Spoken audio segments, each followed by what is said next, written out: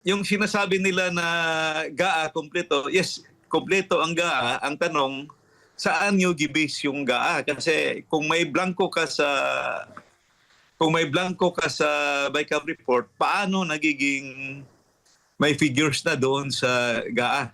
Kasi yung pinaka-last na procedure mo dyan sa legislation, yung ratification ng Bicameral Conference Committee. Pag na-approve na yung Bicameral Conference Committee report, stop na yung legislative process. So gagawin na yung enrolled bill, pasa na sa Presidente for approval, for signature. So sino at kung paano nalagyan ng figures na blanco naman yon. So I think that is the question that should be answered by the members. Huwag naman yung GAA ang isagot kasi yung GAA na kumpleto nga eh. Yun nga ang tanong kung bakit saan nyo kinuha yung figure sa GAA kasi lahat ng figure sa GAA galing talaga yan sa Bicameral Conference Committee.